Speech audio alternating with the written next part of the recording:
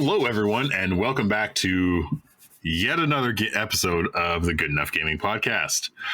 This week's episode has a title and a subtitle.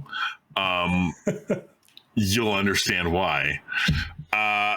This week's episode is titled "There's Some Woes in This House," and we had to fight Daryl tooth and nail to not include the second part as the real title, because I think it's genius, but Daryl thinks it's genius, but he wanted to title this episode "Pig Herpes Heritage." Yes. Long and hard about that title, people. And if you understand the relation here and you're laughing your butt off, you're my kind of people. All right. And if you're not connecting the dots, this week we are talking about Hogwarts Legacy. Yeah.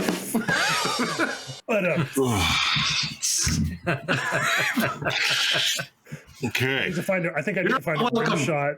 I need a rim shot sound effect for. Yeah, for sure. It's too. All right. It was a bit of a hairy situation when this game first came out, but we are glad to see so many people got it sorted out and played the game. This massive franchise has given us another magical piece of fanfare to realize the wizard in all of us. Don't quit edge or snitch on us as we... Travers? What the fuck is Travers? It's a character name. Into the immersive world of Hogwarts Legacy. Roll up a Dobby, take a big hit, and relax as we sweep you off your feet and send bolts of brilliance into your ear holes. Nice. I'm glad we didn't go with the pig herpes. Yeah, it's totally it. Haters. We're just haters. Yeah. So we, I think, have all three of you played it, or just Trevor and Jordan? Just Trevor and Jordan. Yeah. This Harry Potter ain't my shit. I don't care. You somehow missed all of Harry Potter by like a year. Same with like Pokemon. You were just like that 1 year too much. You were just like, yeah, I'm too cool for that. You know what though? I also missed the Harry Potter wave. Like my high school girlfriend was really into it. I think I read one of the books just out of like. I just want to clarify. This is when Kyle was also in high school.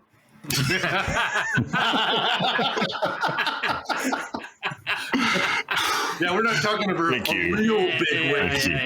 Thank you. Yeah, no, it was never my thing. Harry Potter just meh. So I get the hype. I understand why so many people were so excited, because I saw some of the earlier Harry Potter video games and they were not great. Like they never really, and they just don't do it justice, you know? So, seeing this and seeing the amount of effort and, care and attention that the developers put into it, it's no wonder that it got the hype that it did. There's some people kind of like a Fable-esque or like a Reckoning kind of vibe. A little bit, like how you tune your character and the decisions you made kind of affected what was going to happen more than other games. Yeah. I also saw on TikTok some like Elden Ring Harry Potter comparisons, just because some of the boss fights were hard, or it's just because people who've never played video games before are now playing these games that might be a bit challenging. I think it's the latter. Yeah. It's definitely the latter for sure. I'd be remiss if I didn't bring up the fact that I saw a lot of videos of people modding their broomsticks into Shrek. I think I also saw Thomas flying around. I also saw Thomas the Tank Engine. Yeah, I think. You modders. Yeah, tickle my fancy. I did see one where they modded one of like Harry's wands into like a pistol. Oh, they made the gun. Yeah, they made it. Yeah. Not great given the current No, but that's climate. That is an old ass joke. I think that's from like Vine when people edited that into the original. Right. Yeah. will joke. Yeah. Still good. Yeah. I've even seen Still dark. guy from Grand Theft Auto San Andreas. I've seen him. Oh, yeah. Modded it. Oh shit! Here we go again. Yeah, so like it's pretty impressive what people have done. So Trevor, Jordan, you guys are going to be our sorting hats in this sort of situation. I almost said Gandalf, but that's not. No, they're gonna break down the Dumbledore and give us a wide. Give us a Snape. Give us a Snape peek at the. You just slither into that one in there, didn't you? Yeah. They're not going to tell us a little bit. They're going to tell us McGonagall all of it. Yeah, I'm making claims about things I don't know about. I know. It's just so everyone is aware. Like, I have watched in university. I watched all the Harry Potter movies in a row with my roommates at the time. Shout out to my boy Craig, the man. But that's the only time I've ever watched them. I've never watched them any other time. Daryl's just getting Weasley in here while the other two talk. So yeah. For reference, once I started playing this, my wife and I actually recently like Carol and I watched all of the movies in the last couple of weeks. Nice. Just out of like pure research, I was like, well, we haven't watched them in a long time. I was like, let's see what they did. And it was actually pretty good to compare the two, which is interesting to see. So when does this actually like take place? So this is like early 1900s. So this is like pre Dumbledore, pre Harry Potter, pre Voldemort, like everything like that. Like this is ye old Hogwarts, right? Because it's old Scotland. Yeah. And so like, but they have tons of references, right? Like there's a Weasley, but she's one of the professors. But you're like, this is like one or two generations beforehand. Okay. So they have a couple tidbits and obviously like pretty obvious Easter eggs. Some fan service. Yeah. But it's well before. So like all of your outfits you get are these like, they're fucking ridiculous. If you've seen anything of this game, you create your character and then within 10 minutes you look like a fucking clown. Like every single hat is stupid. Like it's not just a top hat. It's like a striped clown top hat. You've got like lizard eye glasses. Right on. Some of the cloaks and stuff are pretty ridiculous, but it is supposed to be kind of that like Industrial Revolution England kind of thing. Like, think of like Robert Downey Jr.'s like Sherlock Holmes. Yeah, kind of that's a good comparison. Yeah, kind of era, kind of steampunk, kind of just a lot of weird shit. Yeah, the outfits that I've seen look pretty cool. Like there's lots of different things. There's some good ones and there's some terrible ones. The greatest thing is part of the like achievement unlockables. Plus, when you get new items, you unlock all of the looks, and you can like in the menu you can transmog everything to look like anything you've unlocked. Oh, sweet! So you can automatically like I have hats turned off because I find all the hats to be fucking stupid. The only one I would wear, you can get like a knight helmet, like you look like one of the knights. Sweet! So you just got this like metal helmet on, but like that you can turn them off, and then you can kind of pick your look if you're that particular. Well, it's nice too because the transmog stuff doesn't cost anything.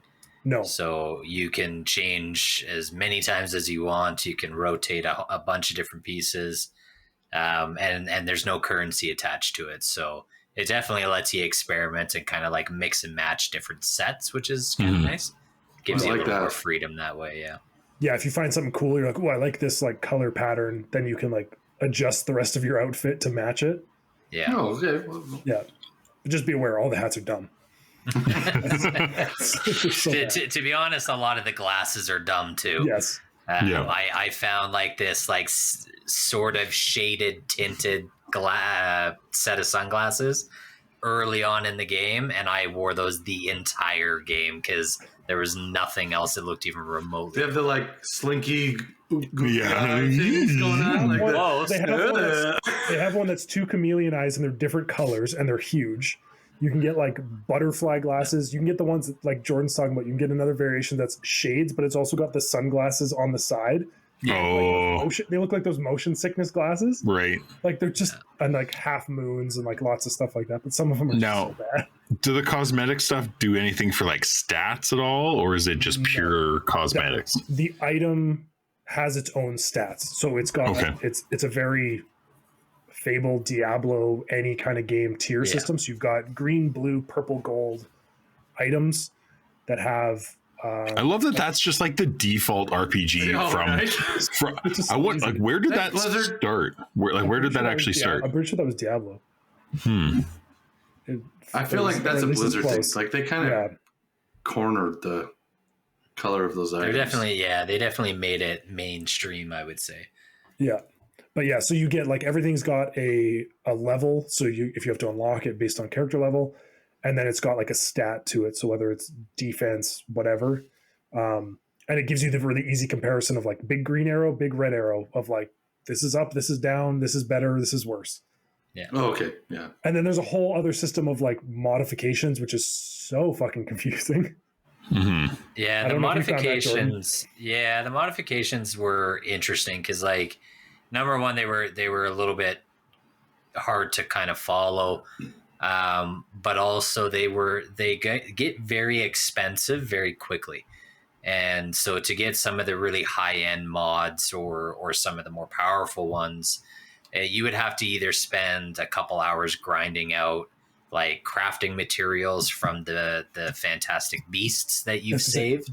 By grinding out, you mean feeding animals and brushing them.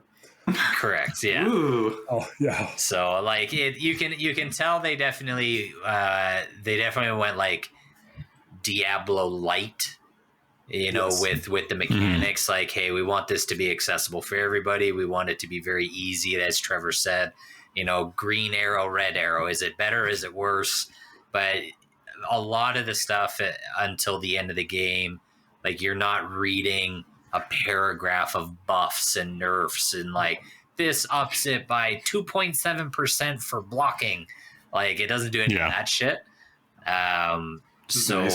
It definitely streamlines the process. But for those people that are looking for more of that like heavy D&D RPG type mechanic, it is there. But it's just kind of annoying that it's the whole crafting thing.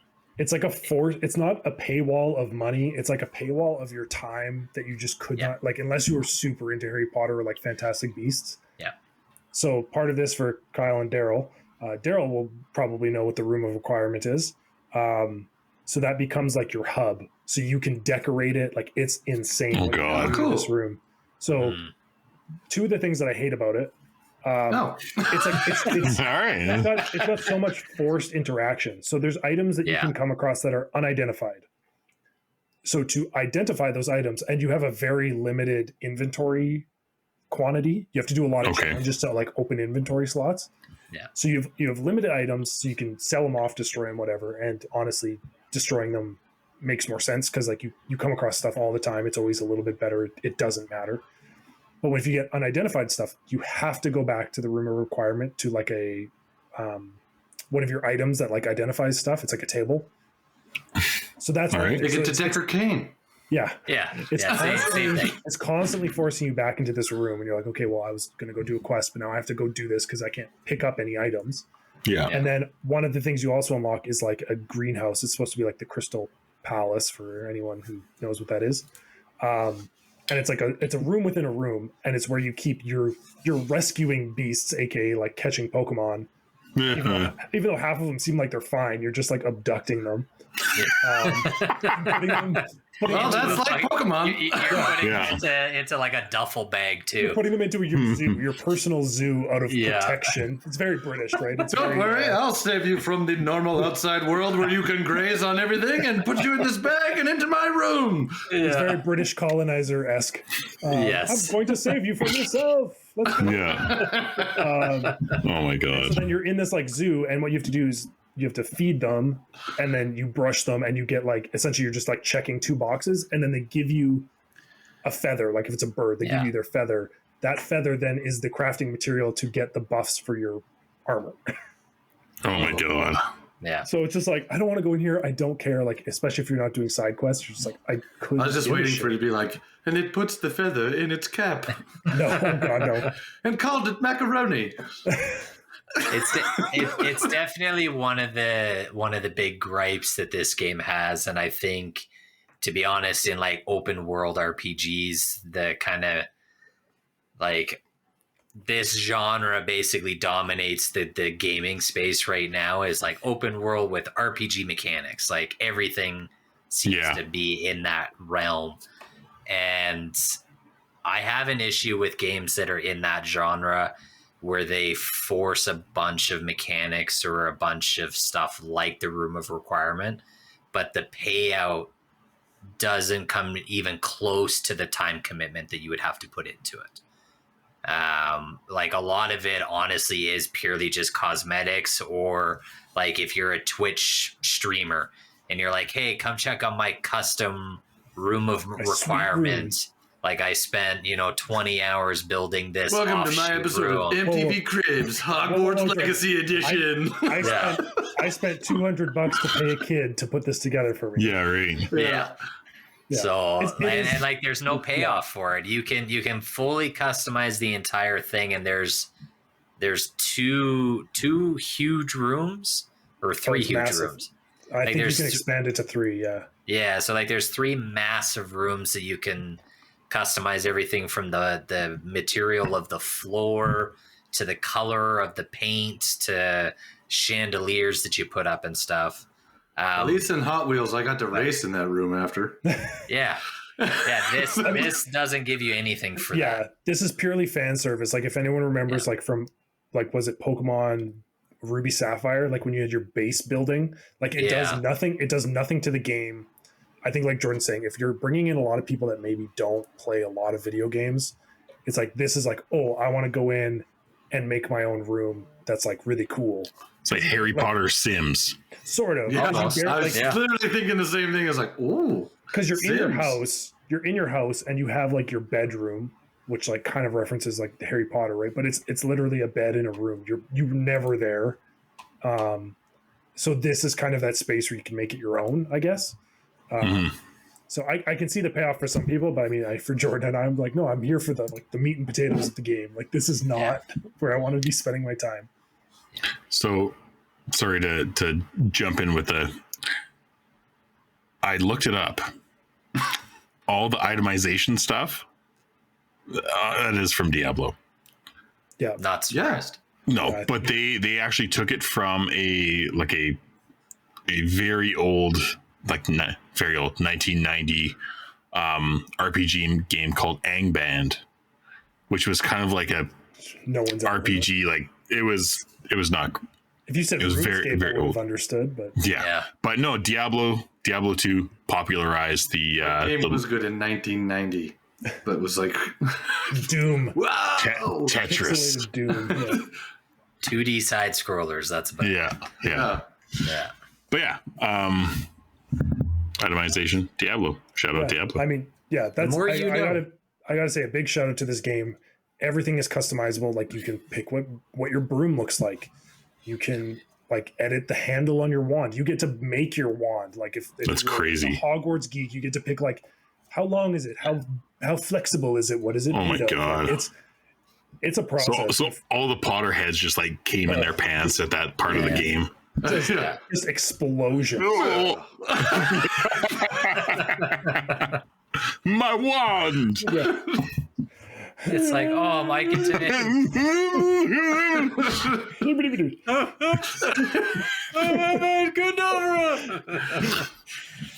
Yeah, like it's definitely there's a lot of fan service. There's lots of Easter eggs in there too for the guys that have like combed through the books with a fine-tooth comb. It's the level of detail. That's impressive. The one thing I have to say. The level of detail from like referencing the movies, which like progressed kind of what Hogwarts looked like inside and outside, the books, they fucking nailed it. Like I don't think I've ever been in a game inside a building that was that complicated. Really? Like, every corridor, like the bathrooms, the rooms, like everything. Like you can get lost so easy in there because like What's that? What the map moaning system's myrtle also- or whatever? Is that? She is not there yet. She hasn't died yet. That hasn't happened. But there are like there's the one ghost that gets ghosts, like neglected in all of the movies is Peeves, who's like a clown. He's an absolute asshole. So all the other ghosts are like he's a fucking see-through. dick in this game too. All the other ghosts are like see-through. Getting on my pet peeves. Yeah, he is full color. Yes, I'm pretty sure that's why they named him that because it's just he's an asshole. Yeah. The like it is really cool to see. I mean, obviously, a lot of the movies take place largely in the school or in like confined areas. This is one of the first times I think for kind of this world where you're able to step outside the front door of the school, hop on a broom, and just fly. If you can. Yeah. With some of the broom flying mechanics are fucking weird, but now can you play Quidditch in it? No. That was my question. So everyone had this gripe, and if you know what Quidditch is, Quidditch would be a fucking horrible single player game.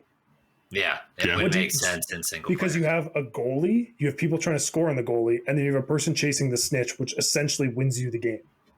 So, do you manage all of those people? Do you play as one person? Because turn-based. It's like I understand why they left it out because trying to make it into a video game seems kind of impossible. Like it seems they kind should of have just put Blitzball in there. It would have made it so much better. Yeah, so much better. Yeah, like I get people's gripes. It's a huge part of the world, but I don't understand how they would make it work with the mechanics of a video game to be fun. Quidditch 2K. Well, and then they kept like everybody that dives into the rumor mill after that, and they took it out so that they could add it in later as DLC, and it's like for a single player game, why? Like, what's the benefit? Why would they do that? I don't think they'll ever release it. I think it would be a fucking horrible video game. Yeah. And like there are other mini games and stuff in this anyway. I know some people had difficulty with this one particular one, but like basically it's like a game board with balls at the end, and you have to use your wand to roll them towards you, and the closer they get to you without falling off the ledge, you score higher points. It's like reverse shuffleboard. Get your head out of the gutter, Daryl. It's reverse shuffleboard. So there's a wand and some balls. Got it. Correct. You have to point your wand at these balls. But like that game, I actually really enjoyed. I thought it was fun. It was challenging as you get later into the game. Like to me, that was a perfect replacement for not having Quidditch. Like I was fine to play that, and Quidditch didn't cross my mind once. Being like, man, I wish we had that. So I wish it was in the game and it played like NHL '94. And it was just like, super janky. That's a very niche reference, Daryl. That's a very niche reference. Boost. Yeah. NHL '94. Like as soon as you push the direction, your guy is just veering super hard in that direction, and you can't slow down. And it'd be a good time. I got two questions, Jordan. One, what was your house? And two, do you remember what you named your character? Because I'm curious if you did something stupid. Well, I think I just used my name. Kringleberry. Yeah. Yes. I didn't do anything. Squish Maloish. I was Ravenclaw though. That was the house I was sorted into. For Daryl and Kyle, when you get sorted, initially you can change it. And so if you're not happy with, basically if you're not happy with the one that you got sorted into, you're going to Gryffindor. No, fuck you. I'm going to Ravenclaw. Pretty much. Well, so essentially, you do the BuzzFeed quiz from 2006 of which house. And then it tells you what you should be. But then I guess like, if you're doing multiple playthroughs, you can then choose to be in different houses. Like, because there are differences. I thought you had like the LeBron James effect of just choosing what team you wanted to go to. No, I'm good. Actually, I'm not going to sign here. I'm going to take my talents to Slytherin. So Ravenclaw was my initial choice, and I stuck with it. I was happy with the decision of the Sorting Hat. Yeah, I was Trevor? the same. So I was Ravenclaw as well, and my guy ended up making this like super posh looking dude. So I named him Augustus Cromwell the Third. Yeah. Yes. Oh, that's Nice. so good. Well played. Yeah. All right, Augustus. Well, maybe we'll take a minute from Augustus here. I think we'll cast a little bit of a spell to segue. Seguiamus. Awful. Boo. Terrible. Cut that out. Awful. Don't leave that in. Abraca, don't do that again. Yeah. Casting Crucio on everyone's brains after that one. So Jordan, what? So he knows one. Yeah, I watched the movies. Okay, I'm not completely stupid. Jury's still out on that, but like, neither here nor there. Jordan, I think it's a treasure trove week, buddy. What do you got? Treasure trove.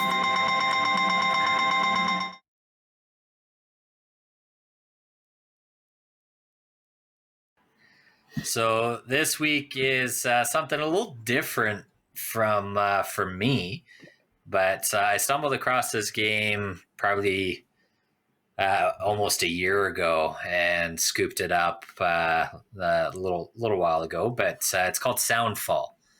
It's a top-down roguelike twin stick shooter.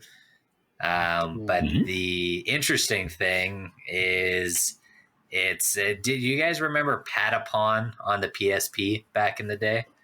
Nope. No, nobody. Okay. No. It was a rhythm-based game. And that's what Soundfall is. So all of your shooting, dodging, and like melee combat is to the beat of whatever song is playing in that level. Oh. And so if you hit like consistently with the rhythm, your attacks will be more powerful. You'll be able to get like more dodges in a row type thing. Sounds. Sorry. No, go ahead. No, that sounds like, didn't a game like that come out very recently? That was like. So it's skating one, not skating, but it was like a. It was like a cell shaded. So Hi-Fi Rush. Hi-Fi Rush. That's the one. Yeah. So yeah, the kind of three that I had in my head was Hi-Fi Rush, which is definitely like a higher polish, larger budget game compared to Soundfall for sure. And then Patapon for anybody that had the PSP back in the day. Like Patapon was a big franchise. I think they did 2 or 3 games in that series. I've never even heard of it. Yeah. You it's PSP. Real big franchise. Yeah.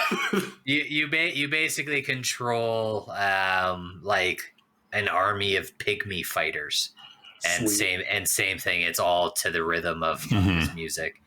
But yeah, honestly, it's really good. The music, surprisingly, like it's not my genre of music typically, but there was a lot of the levels where like I'm bopping my head to the music or I'm like tapping my foot. At one point, my girlfriend came into the room and she was like, "Hey, this is pretty fucking catchy. This is a bop. Can we get a Night at the Roxbury rhythm game? Yeah, right. Exactly.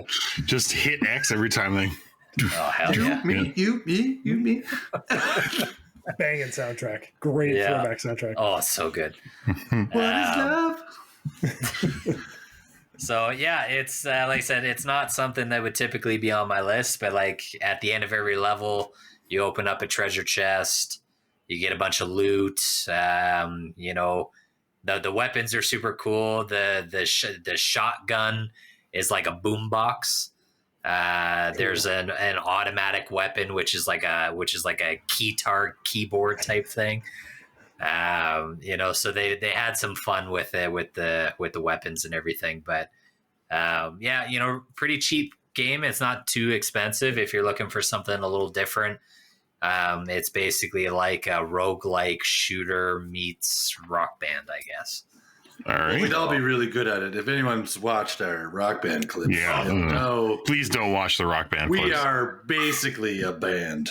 I mean, if they ever make a Creed video game, I mean, we're going to be at the top of the leaderboards for that shit. Oh, you could say, we'll take you higher. Maybe they would welcome us with arms wide open. Those are the only 2 Creed songs I know. There's only 2 you need to know. Yeah. Absolutely. Yeah. But all right. Yeah, so Soundfall. Check it out, people. Soundfall. With arms wide open. Yeah. I don't know why. As soon as Jordan called it Soundfall, I just wanted to be like, it was the rhythm of the night. Of the night. Oh, night. I don't know why. That's what I thought. The music to this game. But. Jesus. Okay, so to bring it back, we heard a lot of things you guys liked about the game. Do you have any big gripes from it? Trevor's loading up here. Flying is dumb. From everything that I saw, the flying mechanics and the even directional movement of it, flying looked so janky and so bad. So it can be smooth. The flying mechanic in terms of the way the game works, cool. The broom is a great idea for transversing the landscape. They've got courses and stuff to do. There's all sorts of shit to do with it. They made it the worst fucking mechanic I've ever seen in any flying game ever. So your left stick is your left and right. So it's your turning. Your left stick is turning. And your right stick is pitch. And so if you turn your right stick to the side, that's also your camera.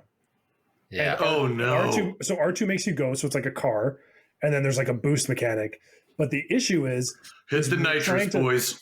The easiest fix, I went into the menu to specifically look if there was one stick flying to see if that was an option. And it is you can do invert and whatever. But the issue is you've got 2 sticks doing 2 very different things to the way they normally work in an RPG. And in a flying and it's setting, even awful.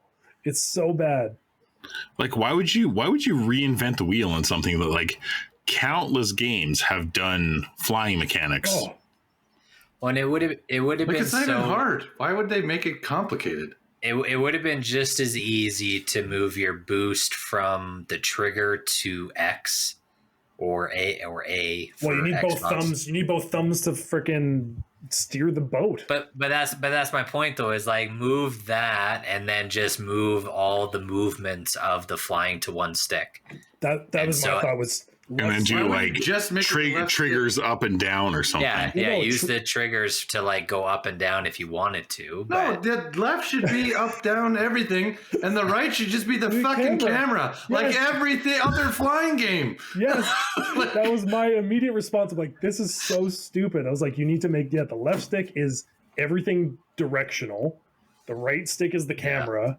And it just follows the camera. And then you can still keep even if you're looking sideways while you're flying straight this way. Okay. You can figure that out, right? But it's it's so wonky because you try and turn and you forget which stick it is, and so then you're and then the issue is that Lego Marvel Heroes 2 has better flying mechanics than Hogwarts Legacy, that's a problem. Star Fox 64 has a better flying mechanic in this game. Yeah. Oh my god. Star Fox 64 only had one stick, so it's almost like when you get too many chefs in the kitchen that are all trying to do the same thing, and then they're let's over-engineer the fuck out of this just because we have to justify our job.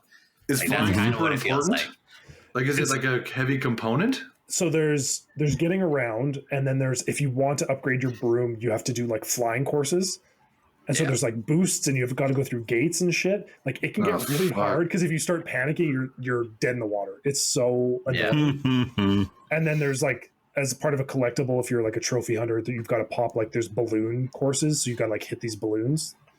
But the issue is if you stop and you're trying to turn, if it's a round stick, you're trying to turn 5, 10, 15 degrees, it's you're like jerking to the sides, and it's not smooth at all. It's like I'm just trying to spin in place, and it's just like throwing your character around. Just like, guys, like you didn't have to make it this complicated.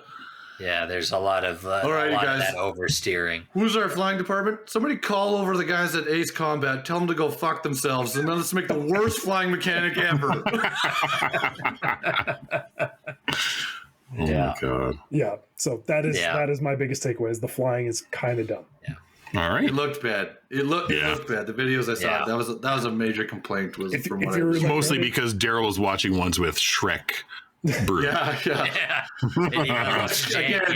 Modders, you nailed that one. That was funny as hell. Oh, if you're like going across the map and you're kind of in the rhythm and you have a lot of time to make decisions, it's not so bad. If you're doing like a race course, it's awful. It or trying to do anything fine aim, it's terrible. Yeah. Fair. Yeah. Fair. Gross. Jordan, grape away, my friend. So probably my biggest gripe, and I think it kind of speaks to a larger issue, but I'll break it down first with this game. So for me, it's the, I'm going to call it shovelware. It's the bloated aspect of this game. There's so they've got Merlin trials, which are basically just puzzles. Really simple puzzles. Yeah, just thrown across the world. The more Merlin trials that you complete, you can upgrade like your ultimate ability bar. And so your ability to Avada Kedavra everyone. No, that's a different thing. Because doesn't it also upgrades your backpack, doesn't it? Like your carrying capacity? One of them does. I can't remember if it's the Merlin ones or the other ones. Yeah. I can't remember. But there's like 100 of them in the fucking game, and they're all. Oh no, it's like the Riddler clues in the Arkham series. And some of the Merlin trials can't be completed if you don't have certain abilities. And so like you might stumble across one, and you're like, oh cool, I guess I'm gonna fuck myself and just not do this, because try and remember this. Like I'm gonna have to put a marker here and remember that I need to do it. And they don't show up on the map at all. They do, but that's kind of another thing with this game is some icons disappear depending on how zoomed in or out you are on the map. And so some of the stuff you have to like zoom in super fucking close for it to even pop on the map. That's unfortunate. So that's super annoying too. The map's a little odd. I actually had this conversation with Retro and Jack. Shout out to both of them. Retro Edge Arts. Both guys have been guest speakers for us in previous episodes. But we are actually talking about that today with just open world RPGs in general and how much just bloated shit is in those games. Like not everything needs to be an 80-hour, grind fest to get, Riddler trophies and, all the other bullshit just to justify a game being long enough. I know I'm kind of going off the rails here, but I'm curious about your guys' thoughts on this. I hear a lot of people comment on games where they won't pay full price for it unless it has a certain amount of game hours. So like if it's a 50-hour game, they'll pay full price. But if it's only like a 15-hour game, well, then it's not worth my time. I think the price point needs to reflect the time. Like if it's a 15-hour game and it's polished, like am I going to pay the same as like a AAA brand new release, like $9,500 in Canada now? No. Dude, fucking games are like $90 something now. Yeah. That's a tough call. Like it's a matter of like, yes, the time justification, but also like the polished justification as well. Like if people have put a lot of hours into the game and it's a 15-hour game, I'll pay most of a full price game. You know, like I If it's do a deserve. 15-hour game, I think that's a $60 or less price tag. Yeah. Yeah. But I also So think you- if it's an 80-hour game, but like half of that shit I'm not even gonna do because it's ridiculous.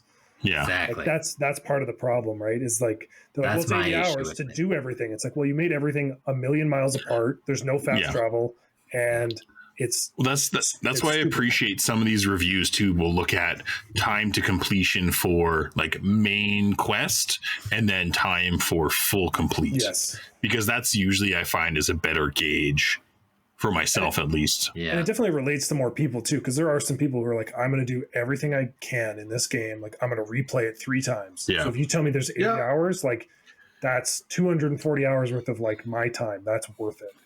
And I, like for me, Yeah. like that's my caveat is like replayability. If you have Yeah. a 15-hour game, but it's easily replayable, and a lot of the game facets change based off of, you know, Yeah. if Hogwarts was a 20-hour game and it changed completely depending on what house you were in, and I had to make 4 different characters to play the like different houses or whatever, I'm in. Yeah. I'm full on board with that. Right. I think that's the draw of like open world or like roguelike games too, right? Like Yeah. the replayability.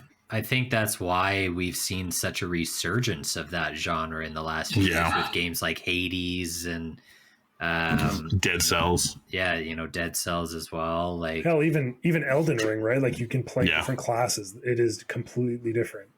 yeah. Like Elden it's- Ring is a heavy game. That game has a shitload of stuff in it. yeah. That's something I struggle with a lot with open world games. Like you know, for those 80-hour type games, honestly, I can only play maybe 2 of those a year. Mhm. Like I try to I takes a try to lot. sprinkle in Yeah. yeah. 2 different gaming mindsets Yeah. here. Like Yeah. I try and sprinkle in. So like here I'll use an example. So Hogwarts Legacy, I put about I think 35 hours into that game, and then really the next thing I went into was Ruined King, and Ruined King I was able to beat in about 18. You know, and like completely different gameplay styles too. So like I don't know about you guys, but I definitely get open worlds fatigue. Like Yeah. I can't play open world RPG games back to back to back to back. I always try and find something else to throw in the middle. And I know Daryl is the exception to, I'll just to this. excuse myself here. Yeah. Myself out. Yeah. You know, but like for me, I did Hogwarts, then I did Ruined King, and then my next one was Dead Space, and Dead Space was like a 12-hour game, but that game, it was phenomenal from start to finish and super polished. Pure story. Yeah. Pure story. You know, and then like I've got The Witcher 3 sitting Oh, on God. my Burning a hard hole drive. in your hard drive. Yeah. There's and 120 I- hours. Yeah, and I'm looking at it and I'm like, fuck, I don't think I can start that yet. Like, I don't think I'm ready for that type of time commitment. He's not ready to love again No, for this No. video game. Easy there, No. Geralt. I wasn't ready. he wasn't ready. So I don't know. That's just an issue I have, and it started with Hogwarts, where I just reminded me again. It's the Yeah. same issue I had with Assassin's Creed Valhalla. That game. That game was bloated. That game was fun for about 20 hours, but there's another 60 of side content that's just fucking Bullshit. stupid. Yeah. Yeah. So That's too bad. Yeah. I felt like Horizon didn't need to be as long as it was. Like there was a bunch of shit in that. that was unnecessary. And there were Too some many parts of going collectibles. back in God of War. I was even like, ugh, okay, come on. Yeah, like, I agree just too. want to finish this. Like, I didn't even This- platinum the second one. I was just like, Quitter. Yeah, you quitter. Don't worry, like, Kyle. I there's- didn't either. yeah. Those games are like same thing. Like those games have incredible story. Yeah. Like Yeah. really, really good immersive story that I wish like they just you really need to lean in on that and the narrative and like get rid of the fluff. Like, Yeah. Well, Which is Horizon didn't need those races. It didn't need it didn't even need that fucking chess game. It doesn't even need the hunting grounds, honestly. Like, well, what about the combo practicer? Oh god. Fuck, yeah, whatever. It turns my rose tinted glasses to shit tinted glasses with a lot of games.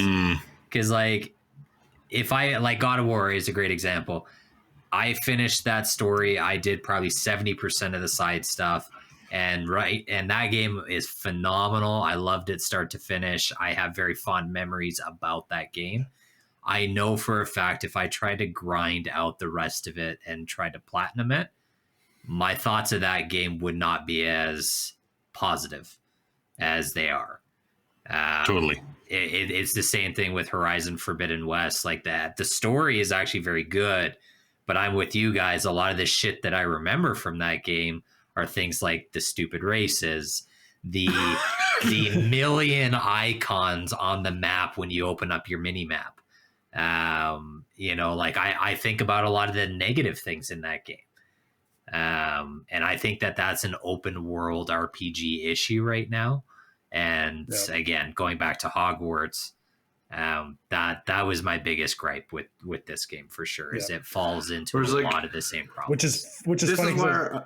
No, go ahead, Trev. I was You go first. gonna say because like this is the problem. Is like we haven't even talked about the story of Hogwarts. No, like that has been not even on the radar of this episode, right? It's just like no. So where are we? Yeah. So I was gonna say, like, that is the beauty, and like we've pumped it up enough, but like that to me was the beauty of Elden Ring, was the side quests gave you different weapons, like it had a purpose, and like you were rewarded with finding different things or unlocking quests later on by doing certain things. Yeah. None of that was forced. None of it was like, if you don't do this, you won't get anything, or like whatever. Yeah. And it didn't feel grindy to me. I liked going into like every new spot and doing like, it still held true to what the game was at its core. It is go and find the next thing. Like you have to fucking explore and do it. Go kill something. Go get to the bottom of this cave. Like see what's down there. Yeah. Explore. And occasionally I'm going to get a new summon. Like sick. And occasionally with that, you would get story, because then you would get like maybe not critical to the main story, but you would still get a piece. Like you'd meet a new person, right? Like you get some extras. I don't need mini games. I don't need mini games in these games anymore. That's a JRPG thing that is leaking into mainstream RPG. Yeah. Yes. It's not necessary. Yeah. I think that also ties in a little bit. Like it makes sense. I understand Hogwarts. Like I get where they're going with it. I get what they're trying to do, but it's the same thing. It's like, you've now reached this point in the story. You need to unlock this spell because we're going to make you use it one time, or you can choose to use it for the rest of the game. You have to go to class, and you're going to go spend 2 seconds to chat about something. Like it's not even like, obviously they don't make you sit through a 45 time to go class. ahead see the hot botany teacher. Yeah. That hit the internet. But then you go to class, you talk to the teacher for 5 seconds, you learn a new spell, and then you fuck off. You're like, did you really have to make me like travel here to do this? Like half the time early on it makes sense. They're talking about mechanics. There's like, you have your extras that you can use, your potions and your other things. But like later in the story, you're just like, I don't care. I don't need to learn that. It doesn't matter. I've got my 4 favorite spells that I've already picked. Yeah. Like, leave me alone. Yeah. So is the story good? Like now that we're at that point? Yeah. It's okay. Like I think I am still not quite done. Mainly because like Jordan, like I've been getting distracted. Like I found enjoyment in like just, hey, that's my job. Yeah. Like I found enjoyment in just wandering, doing some stuff, like trying to find some collectibles, and like, but I am getting to that point where I'm like, okay, I'm over leveled. I'm just gonna beat the story and be done with it. I do have to say it is nice if you do wander and you over level. Everybody's like when you go on missions, the enemies scale with you. So if you wanted to do a bunch of stuff and then finish the game, it's not like you're just gonna like, you're not rolling in with your level 99 Pokemon, just leveling dudes with like their level 6 Rattata, right? Like you're you're actually kind of challenged depending on what difficulty you have it on. Yeah. Sweet. I think for people that'll listen to this episode, I mean, it kind of sounds like we're largely negative about the game, but there are actually a lot of really good things. The story. I think you're going to get more out of this story the more you know about the Harry Potter universe. Makes sense. I think there's going to be more enjoyment for some. The ending of the game is great, though. The final boss fight I thought was incredibly inventive. I thought it was unique. It had some like cool puzzle elements to it. You weren't just mashing the attack button for like 15 minutes. Like you actually had to do some different things during the fight, which I thought was actually quite fun. I wish RPGs would get back to doing stuff like that. Yeah, I agree. Yeah. The game looks gorgeous. It is a very good looking game. It looks like it is a next gen open world game. I know some people ran into some game bugs and some crashes. I was very fortunate. My playthrough was I didn't have any of those issues. My game ran fine all the way through. So very happy with that. And then combat fun. Yeah, I think combat is probably the highlight, at least for me. There is a learning curve to it. The only thing that I wish that they would maybe tweak, and I don't know how you change this, but once you get a ton of spells, it gets really cumbersome to swap. So you get you get 4 different like sets of 4 spells, and they're all tied to, I think, the D-pad. Okay. No, like the X triangle circle square. Or sorry, yeah. But to cycle between different tile sets, you have to like do a button sequence to like switch it. Yeah, hold on to hit the D-pad. Yeah, and like when you're in the middle of a fight, the last thing you want to do is have to hold a button and move off of the movement stick to tap the D-pad to switch to different spells. That's how I felt about Forspoken when I tried it. Yeah. It felt like the same sort of thing. Yeah, the issue here too, it's like for everyone's reference, for mostly for Kyle and Daryl, there's enemies who have they'll have different shields, and to break those shields, you have to use specific attacks. Like it's all color coordinated, right? So like this attack is red, so it breaks a red shield. So the issue is that if you have your wheel, because you can only have 4 active spells at a time, is essentially like I end up having like one of each color, and then it's like okay, now I'm set for everything. But then it just kind of like takes away from being able to use like some really cool combos, because they teach you some, but unless you have those specific things, it's like to switch between tile sets. Gotcha. Yeah, it feels very much like I don't know, like some of the switching in Horizon, same thing, right? Where you've got like fucking Wheel of Fortune of like 30 weapons. And you're like, oh shit, I got to switch to this. I got to but you don't get the time slow mechanic. Like there's things like that where it's just like, I agree. I don't know how you do it better, but I wish it could be done better. Mm-hmm. Yeah. One bow and arrow. 30 different arrows, maybe. One fucking bow and arrow. One bow. Give me one bow. That does everything. It's kind of the same thing even with Ghost of Tsushima. Like the further you get into that game, having to swap between all the stances in the same fight, like it can get a little bit convoluted sometimes. This game would have benefited from like some of the older like WWE style games where like the 4 buttons do different things, but as soon as you hold R2, those 4 buttons do 4 different things. Yeah. Then the hold R1 and they do 4 different things. That would have been smart. I think the R1, R2, because R2, if you just tap R2, that's just like your regular just like zap attack. But then if you hold R2 and hit one of the buttons, that's like an actual spell. It's an ability. Okay. Yeah. But I agree. And then L1 is like, it's like Call of Duty. It's like throwing a grenade, but like there's like different potions or whatever. But I think I agree. I think if you did, I don't know if R1's actually keyed into anything. I'd have to double check. Because block is triangle. Yeah. So Yeah. I think you're right there. I think that's probably the best way is to have an R1, R2. So at least you then have 8 spells to choose from, not just. Yeah, like you just would have more opportunity there. Yeah. You could have 12. Like you could just have the standard X squared triangle circle. Yeah. Then add R2 to it, then add R1 to it. You got 12 things to go. Like that just is, I don't know. There's a lot to it. Sensical. That's more of a learning curve for sure. Yeah. That's the annoying thing is you'll go through a dungeon and you'll be on your tile set for like movement, right? Like I need to pull that lever. I need to push this block. I need to make this thing float, right? And then all of a sudden you're in a room with combat. You're like, shit, I got to switch tiles and now I've got to like go into combat. I can't just Levioso this monster. Well, you can, and then you shoot them with stuff. But then the issue is like, but what if you want to use like your invisibility mechanic and like sneak up on people? Like it always feels like I kind of want like 5 or 6 spells at least. And that's where like having 4, you're just like, shit, I need to choose one thing. Yeah, I always felt like the amount of spells I had with me at the time wasn't enough.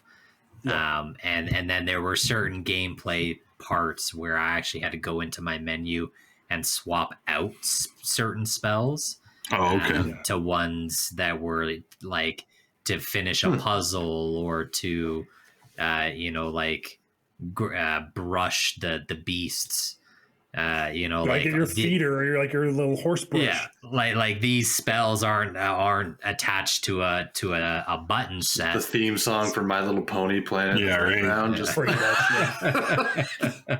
It's pretty much like what is it in Pokemon where you can feed them and like pet them like the beauty centers or whatever. The new one you can wash them. The like 3DS stylus back in the day. Pet them with the stylus. Yeah, that's what it is.